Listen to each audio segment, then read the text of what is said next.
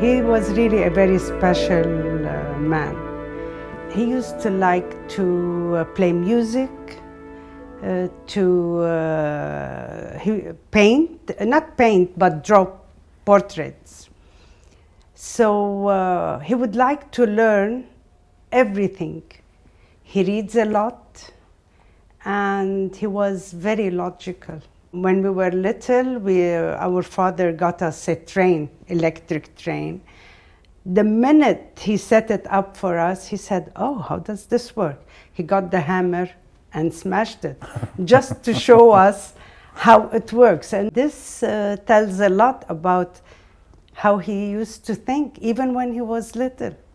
It's amazing. Your father he has some qualities that have not changed from high school all the way, to when he was a minister of finance, and even later on when he was very active politically.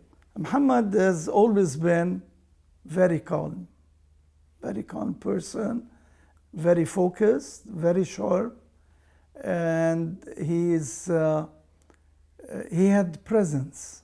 When you're next to him, you feel there is someone that has something to offer. And Mohamad is one of those guys since high school. Brilliant student. He was top of his class most of the time, and we used to envy him at that time. He didn't used to study a lot. Impeccable writer, both in Arabic and English, and this he carried with him all his life in all the different jobs. The cool, quiet, calm, a person of dialogue. He wanted to hear you, a very good listener, very, very good listener. And this is what marked Mohamad as a person. And he took that with him to university, he took that with him to IMF, and then in Lebanon when he was at the central bank, and later on when he was ambassador in Washington, and later on when he started, after 2005, when he came back. That would be the constant part of Mohamad. And we always thought that these are very special to him, and really skills that were needed in the different periods in his life. عندما التقيته للمرة الأولى في تكساس، التقيته في مكتب صغير في المكتبة بترتيب مسبق. قيل لي أنه في حدا من لبنان من الجامعة الأمريكية في بيروت أوشك على أن ينهي الدكتوراه تبعه في الاقتصاد. أنا كنت للتو واصل أعمل دكتوراه في الاقتصاد. استنتجت بعدين أنه كنا في الجامعة الأمريكية سوا، بدالي وكأنه إحنا بنعرف بعض من زمان. كنت أنت ولدت بتلك الأثناء، كنت بيبي، لا أذكرك، كانت بهذيك الفترة فأنا متابعة. كان عمو سلام بالنسبة لي قصة كبيرة، أنا مش إنه بلا رئيس حكومة بلا خلافه، شو الخراريف هذه. شعبت الأمور، زيارات، كنا نلعب تنس سوا، نحكي بالسياسة، الأوضاع، المنطقة، العالم.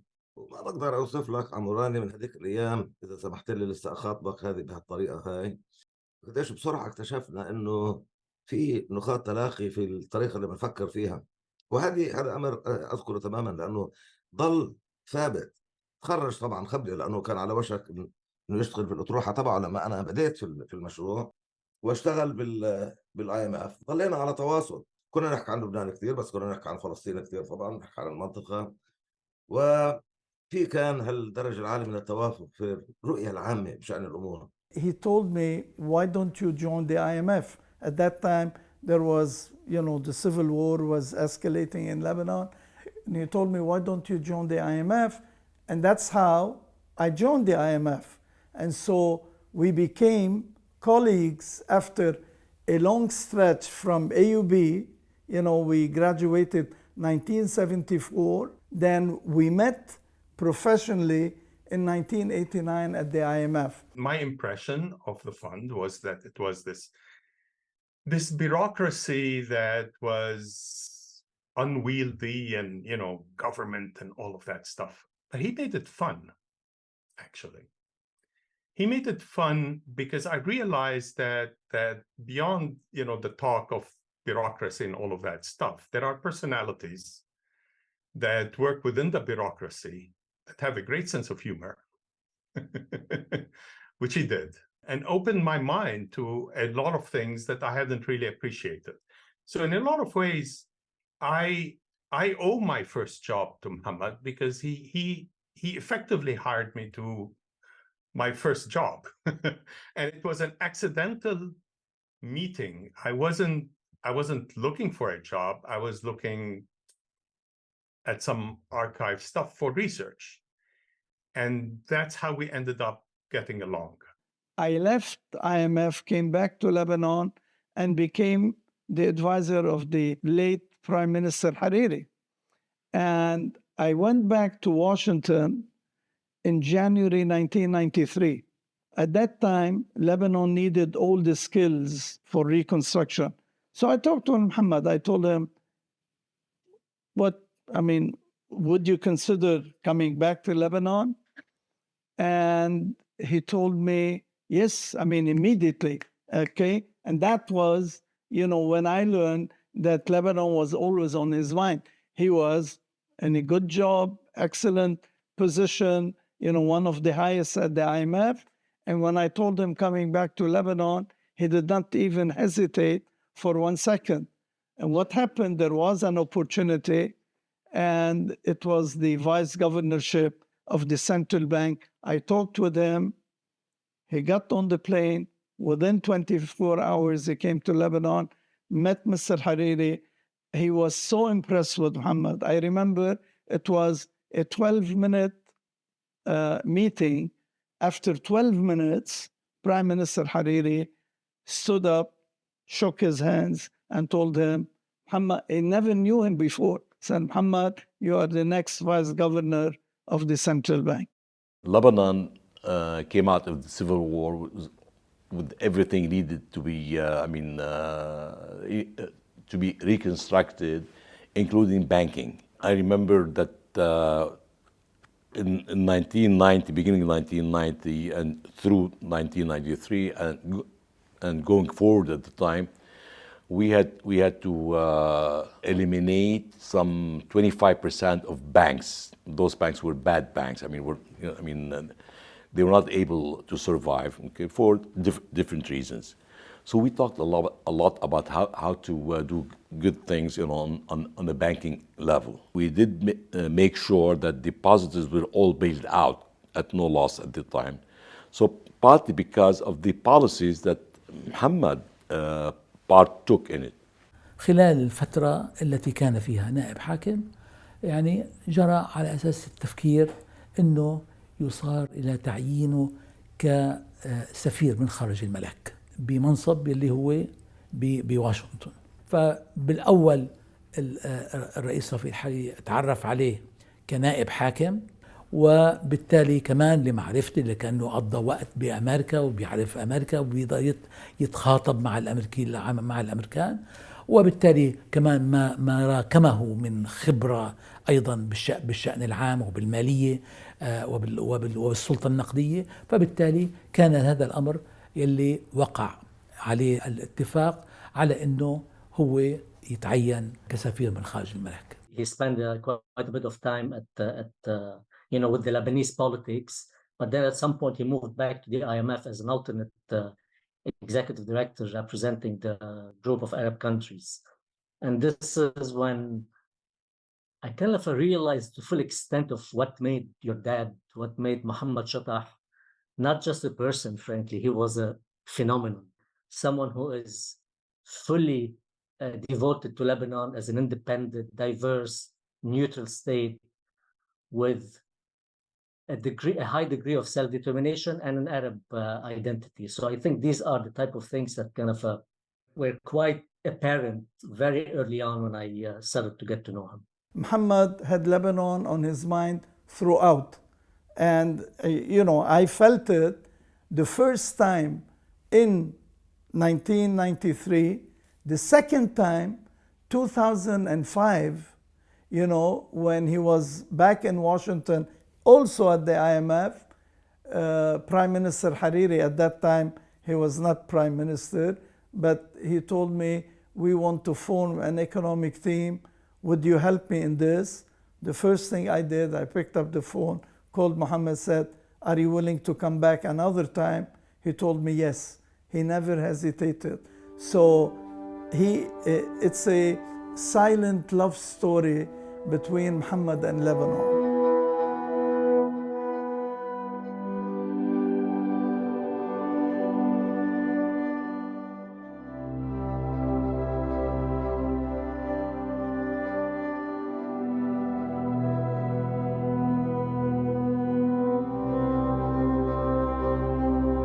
When they assassinated Rafiq al-Hariri, everybody went to downtown and everybody thought Lebanon is going to be fine.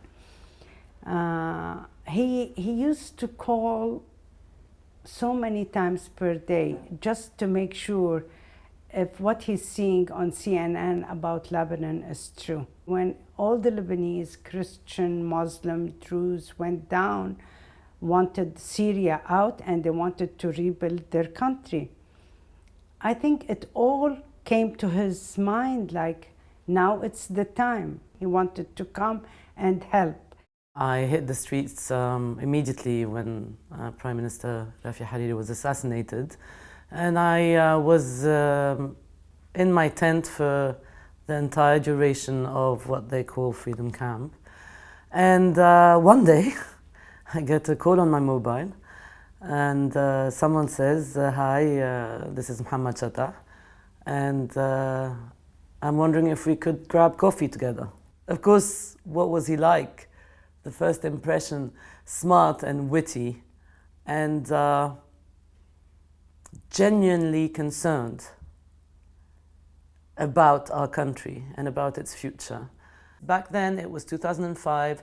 He said, what's always missing in the Middle East and even in Lebanon is the link between government and the people, is to explain what we do to the ordinary people.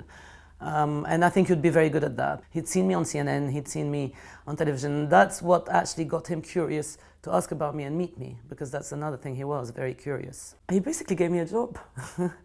He basically asked me to join. He told me he was going to join Fouad Saniora's team as senior advisor for foreign affairs, and asked me if I would join. And I remember I was lost for words. I couldn't believe what I was hearing. I'd never been in government. I'd never been in public policy. I've always been a bit of a rebel, really. I'm not sure I fit those kinds of molds. I mean, I don't dress up in suits. I'm not politically correct. I'm not very corporate in that sense. But neither was he, right? He was never corporate. Your father had a very important skill.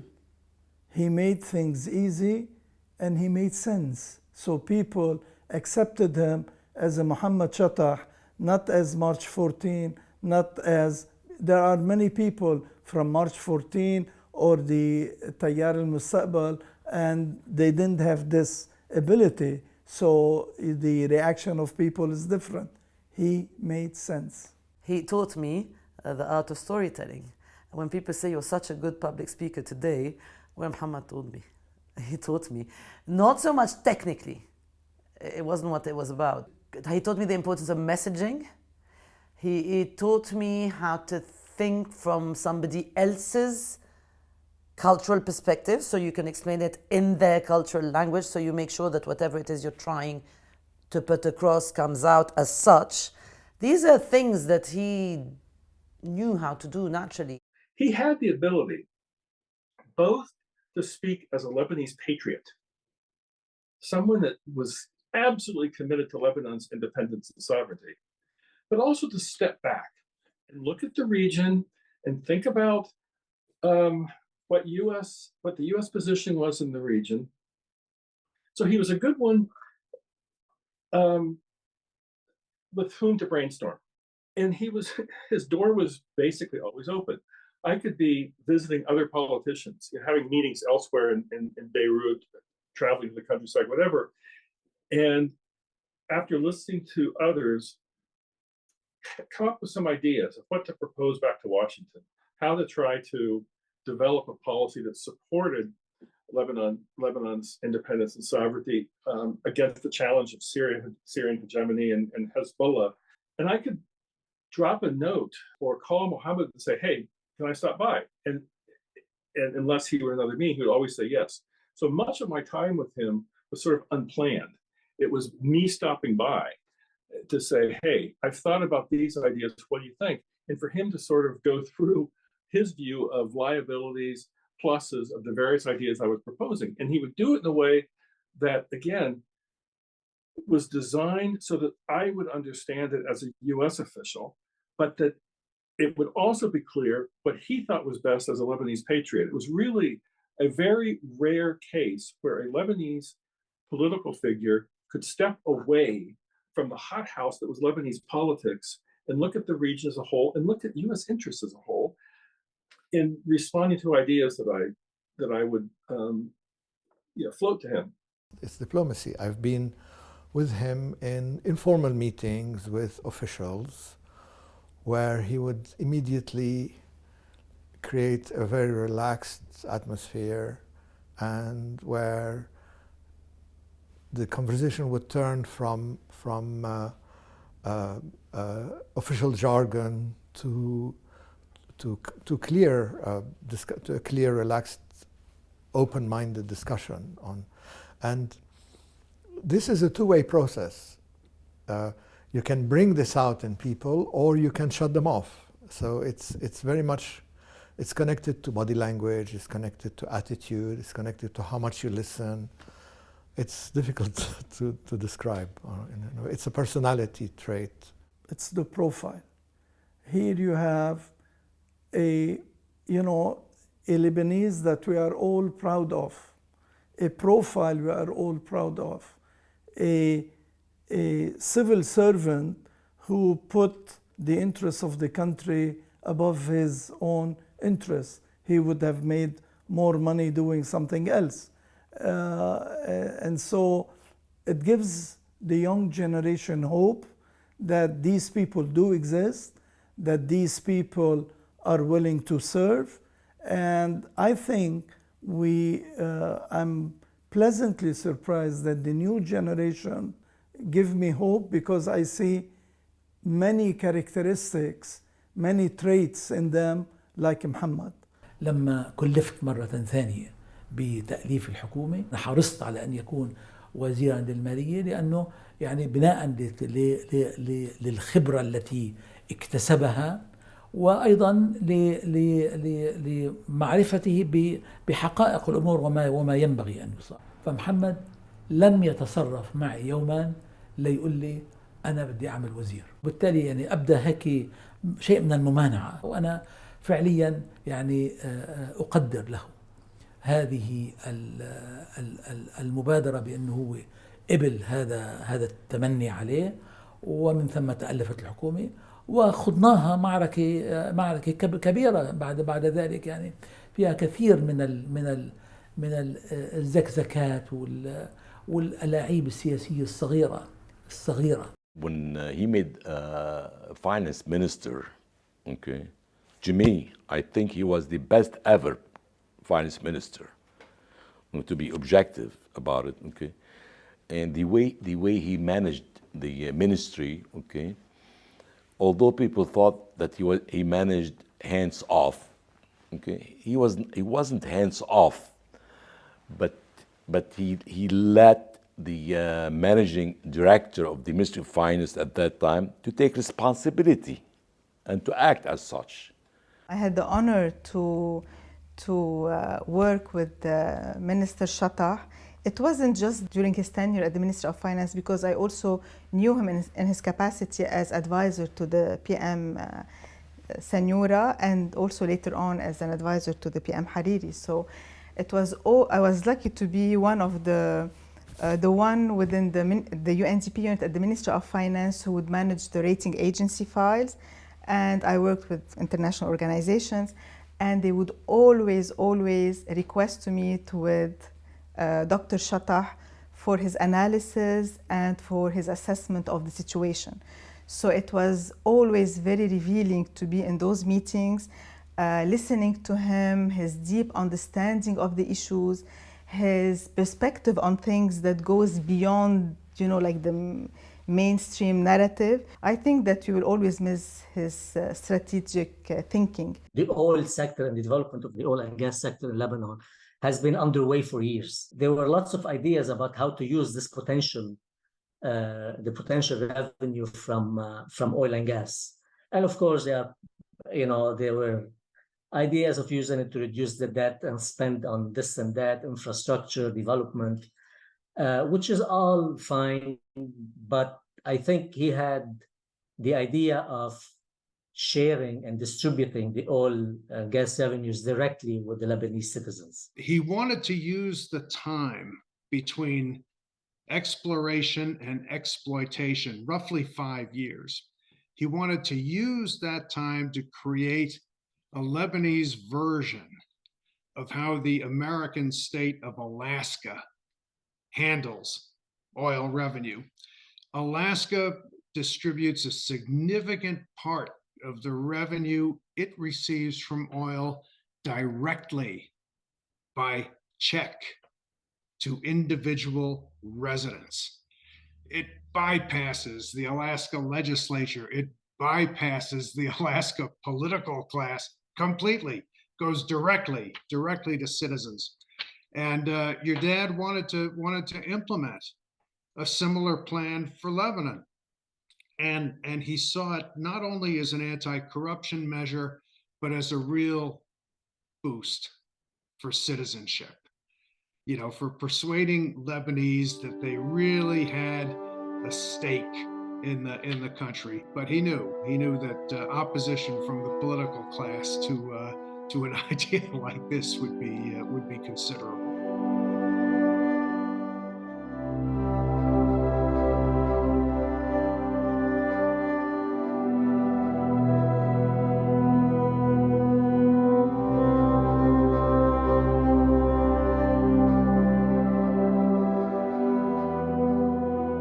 نعمل خلوات وانت بتعرف الحمد لله في البيت ببيت مري اللي هو يعني بيت كامل مروي مفتوح ومجهز لهيك شيء.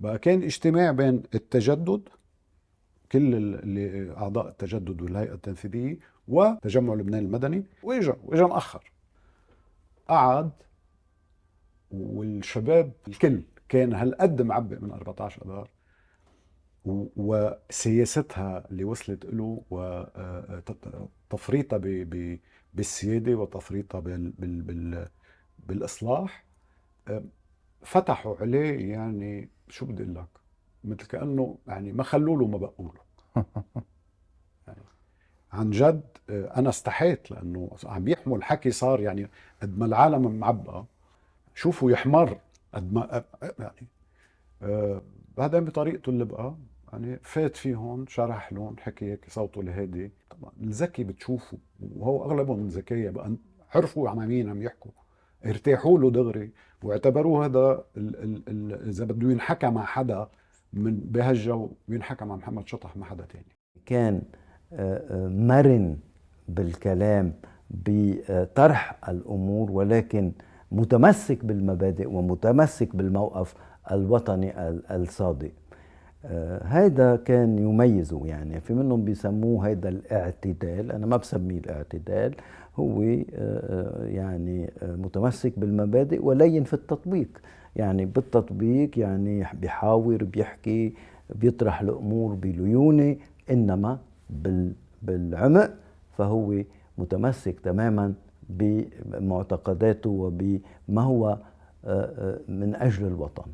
I remember there was this meeting where all the leaders of March 14 were present. And,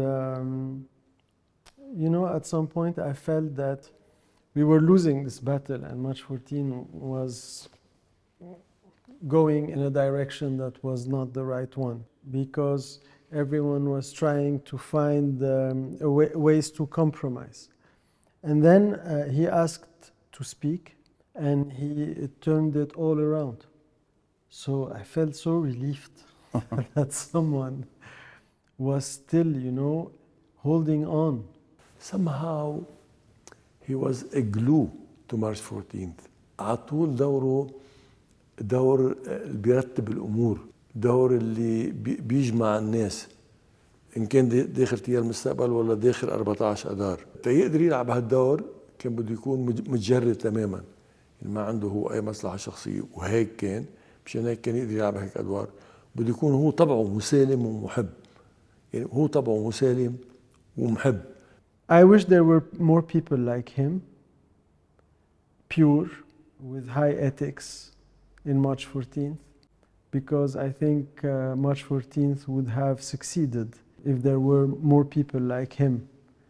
Moderator within March 14th على الآخر، يعني على طول بس يحس في شيء عم بيزيزق، بتعرف شيء بالعربي عم بيزيزق، يعني في شيء مش ماشي حاله داخل أطراف 14 أذار، كان يروح من هون لهون من هون لهون ويجرب يعني يلطف الأجواء ويرتب الأمور مشان تضل 14 أذار.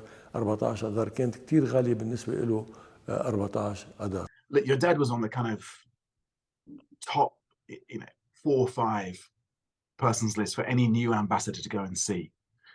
And that was whether he was in government or out of it. And so I think he was the first of the key advisors from the March 14 side that I saw before going and doing the formal calls on Fouad Saniora and others. There was a sort of brisk efficiency to the conversation. I mean, he was fun, he had stories, but he was also, I think, signaling to me that he was a very experienced professional diplomat. He wasn't, just one more warlord politician in Lebanon, that he'd been around the block. He'd been at the IMF, he'd been in Washington, and he knew much more than I did about that world.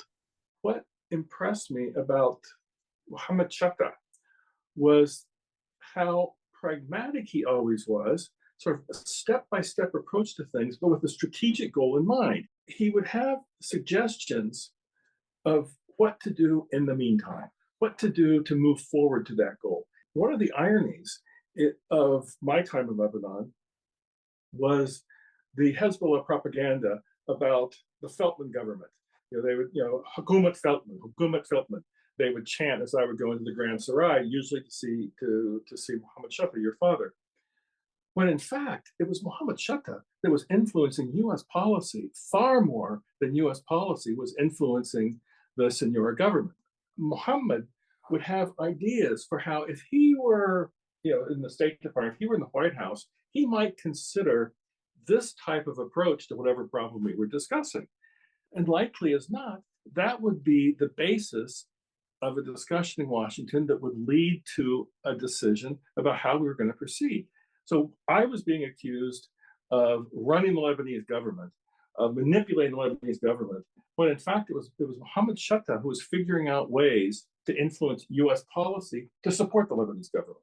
الحكي بالسياسة معه مثل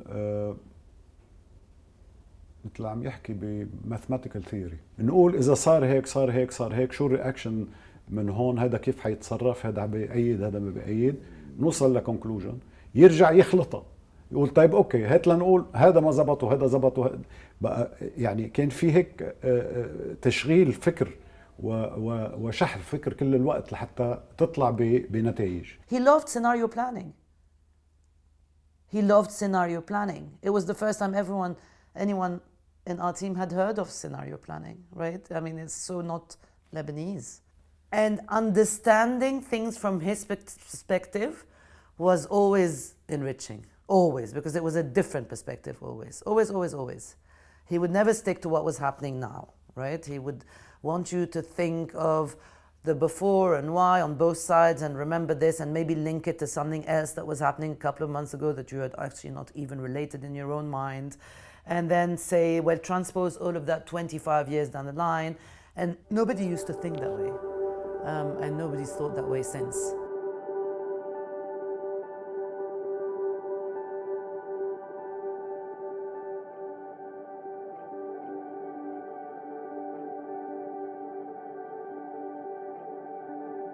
معرفتي فيه بلشت طبعا بقيادة الجيش، كان بفريق 14 أذار، زايرني عدة مرات. تعمقت المعرفة أكثر وقت اللي أصبح وزير مالية بحكومة فؤاد السنيورة، الحكومة الأولى اللي شكلناها بخلال ولايتي الرئاسية. لما أقرينا إعلان بعبدة كان على تواصل مع فريق العمل اللي كان عم بدير هالموضوع. هو لم نتفاهم معه على إعلان بعبدة لأنه هو كان كمان رايح أبعد، رايح على الحياد، ولكن كان سعيد جدا لأنه شاف هالإعلان طلع وأصبح وثيقة رسمية بأمم المتحدة. وجد أنه اللي وصلنا له هو أمر جيد بسبيل الوصول إلى الحياد التام، وعرض علينا وقتها دراسات اللي عنده إياها أنه هو مستعد إذا مشينا، يعني في حال طبق، للأسف لم يطبق ورفض بعد بضعة أشهر بدون سبب وبدون تبرير، في حال طبق أنه ننتقل إلى الخطوة الثانية. وكنا نحن مشينا خطوات بالدعم الدولي وتشكيل الاي اس جي، الانترناشونال سبورت جروب فور ليبانون. هذه من المنظمات التنظيمات رفيعة المستوى اللي كانت انشئت لدعم لبنان، بيزد على اعلان بعبدة. وكان الوزير الشطح كان معتبر انه هذا كان ما يتمناه انه يحصل. He and I worked very closely on setting up the international contact group. The idea that how do we carve out a space for Lebanon from this regional chess set? I would say that my number one objective in Lebanon over 4 years was to keep Lebanon stable. So stability was prioritized above reform. And I thought that through a lot. It wasn't just because British interests were in stability. It was because I was so worried about what would happen if the Syria conflict came across the border and what that would mean for ordinary Lebanese people. That became the sort of defining rubric through which I tried to organize our policy. Our internal slogan was backing stability. Everything was seen through that prism. And he used to take me to one side and say, what about backing reform? And I'd say, yeah, reform's important. Reform's part of stability. But actually, in this moment, we've just got to keep it stable. And he'd say, but you're just kicking the can down the road.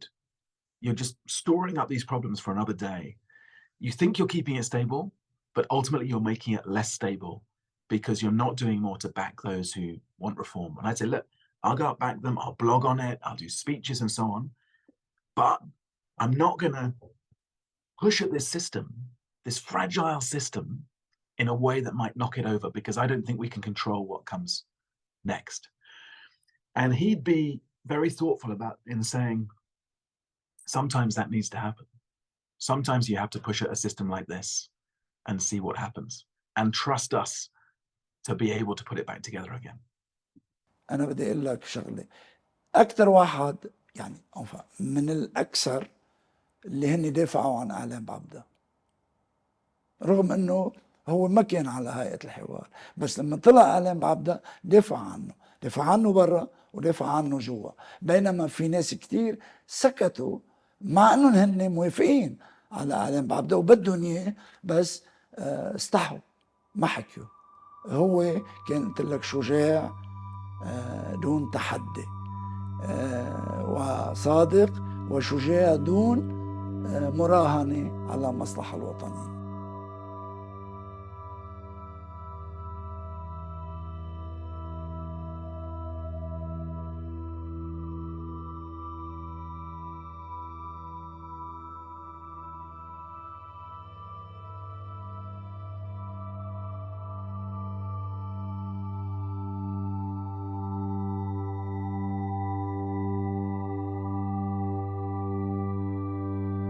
When I'm sitting alone and I'm thinking, and I ask myself to what extent I'm guilty, and because I recruited both of them, I convinced them, Basil was my student, and I recruited him to come back. I encouraged him to come back.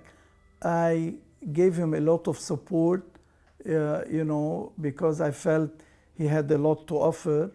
Mohamad, we were good friends, and he came and The second time, I'm the guy who called him in 2005. So it doesn't feel good. It doesn't feel good. But it made me, think maybe this is destiny. The only way I can deal with it and handle it is I feel it's destiny. It's not very pleasant. The way I see it, it's not destiny. They saw that he will never give up.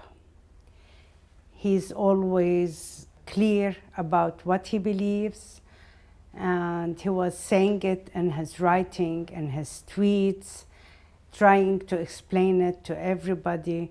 We need to watch out. Hezbollah and Iran will be taking us to the end of our country. There will be no Lebanon. He never stopped thinking around that line. So they wanted to get rid of him. So this is why they killed him. At one point they were talking of appointing him as a prime minister, and he didn't want to. His dream is not to get a high position where everybody say, come, look, I'm the prime minister or I'm the head of this. This is not what he believed. He believed that the country should be going in a certain way because he loves his country. That's how Lebanon should be. He doesn't want any position. He wants people to work towards Lebanon. And they don't want people like him. They don't want Muhammad to make Lebanon as we all wanted. They want their own Lebanon that belongs to Hezbollah and Iran. هو كان عارف أنه يعني في محل ما هو مستهدف، وعلى ما أنا علمت أنه وسام الحسن كان قايل له أنه you are on the hit list. كنا بفترة أوباما، وكان بهالفترة هيدي واضح أنه أوباما ذاهب إلى اتفاق مع إيران، وبالتالي ميزان القوى اللي كان بهداك الوقت ما كان بيشبه أبدا ميزان القوى وقت 2005. لذلك أصبح حزب الله شو ما صار بيتفق معك وبيعمل يلي بده، مثل ما عمل مثلا بالنسبة لإعلان بعبدة. هلا أكيد ما بيقتلوا إلا لما بيصير في خطر مباشر أو شيء يعني مباشر بيقولوا خلص هلا هيدي لازم نتخلص منه. When Muhammad was assassinated, I said something to myself that they broke the backbone of March 14. I think his assassination, that's my strong belief, really broke the backbone of March 14. Yes, in this sense, his assassins did achieve the objective. Unfortunately, yes, I say that. محمد كان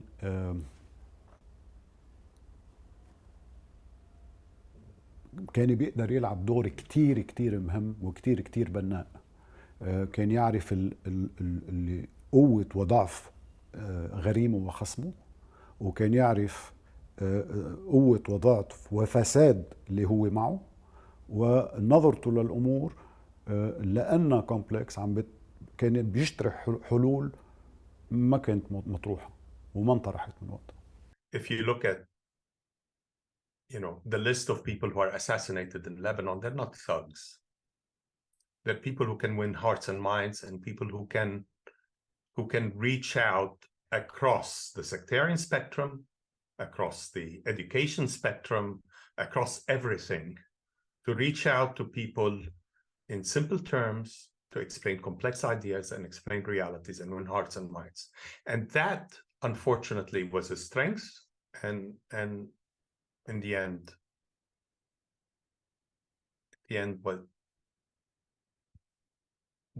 what happened? The people who killed Muhammad, okay, and we can get an idea of who are these people by simply looking at the qualities of Muhammad. Look at the qualities of Muhammad. Those who killed him, they are the antipode of Muhammad. What I would say to someone who had never known him is, my God, do we need him today? Why? Because in this realm of extremism, he would have been an essential voice of reason. And at a time where Lebanon has pretty much disappeared from the diplomatic checkboard, he would have made sure that every diplomatic avenue was going to be used to make sure our voice was heard in these times of chaos. That's what he knew how to do, and he knew how to do that so well. And he would have been heard and listened to because he was hugely respected. So that's what I would tell someone, is if only he could have been around today. صراحة اليوم he could have played a role. يعني اليوم from the يعني وقت انزل على البرلمان وشوف قديش في miscomprehension of the issues. يعني بقول انه هو مش بس يعني في قلة استدراك للامور يلي عم بتخلي كل هالبوليتيشنز مثل خايفين ياخدوا قرار لانه ما عم بيستوعبوا. And you miss having people like him. That gap that he leaves in the Lebanese dialogue of someone who can step back and see both sides and think around the next corner. You know, I see that gap globally as well. Who knows what he'd be doing now, 10 years on? I suspect that it wouldn't just be the Lebanese campus. And the world really misses people who can do that. I feel the absence of people like that who can step away and think more objectively, take off the filter, see around the next corner to mix all the metaphors. And so that's why I feel he's not just such a loss to Lebanon, but he's a loss to all of us. محمد كان بيستاهل كل خير، وبالتالي كان مثال مش بس للأخ والصديق وأيضا بالعمل الوطني والنضالي، وهيك بحكم الصدقية اللي كان يتمتع فيها، هيك اللهفة من أجل المشاركة بالشأن العام. فأعتقد أنه من الأشخاص القلال بلبنان.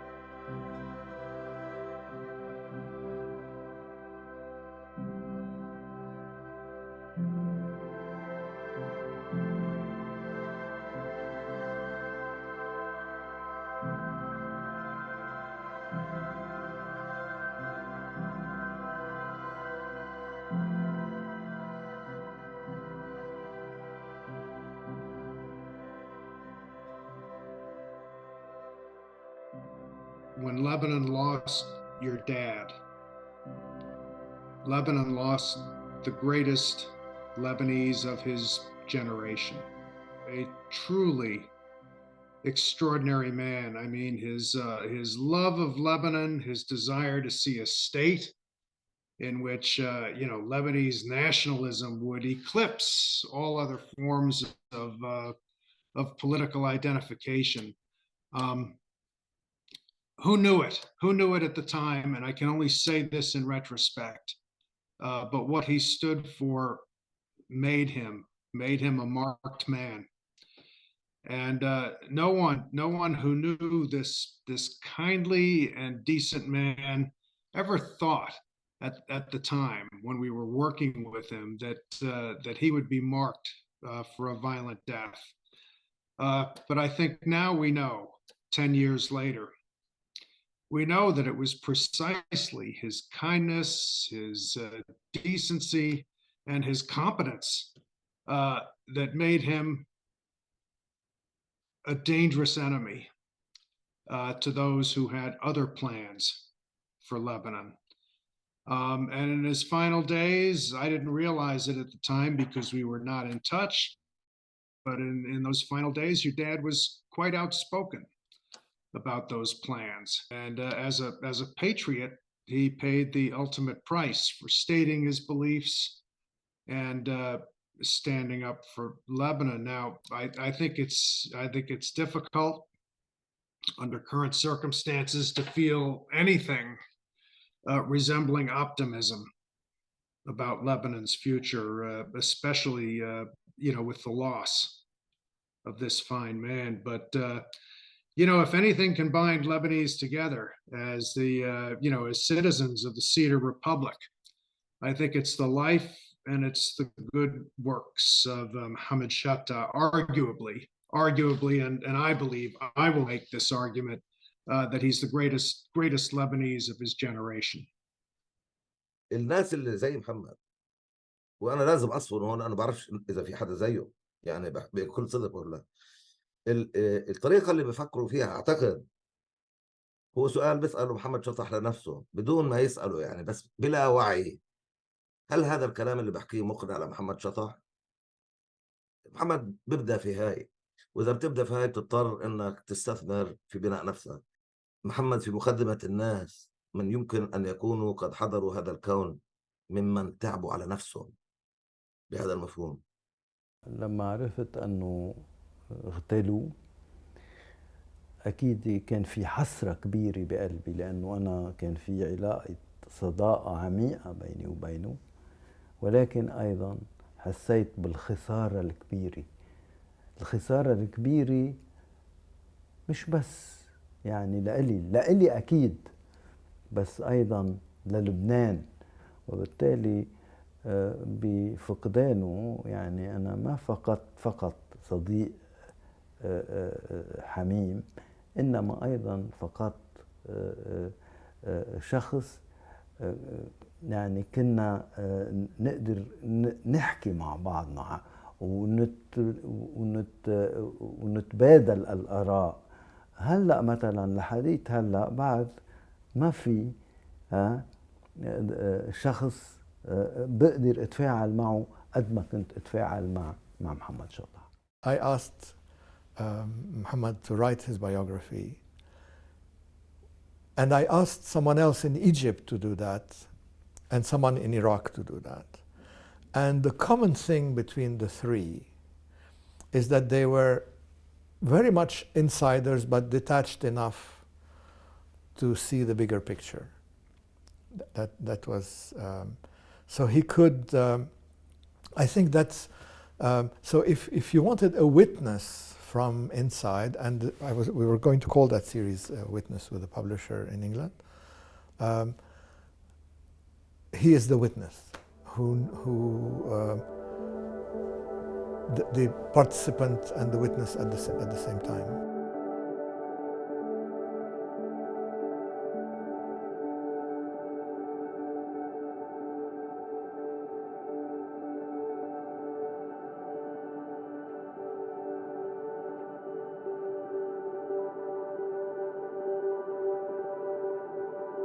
At the beginning, whenever I look at you, كنت أبكي، لأن أنت the way you sit, the way you talk, the way you move your hands, أنت you're a copy of him.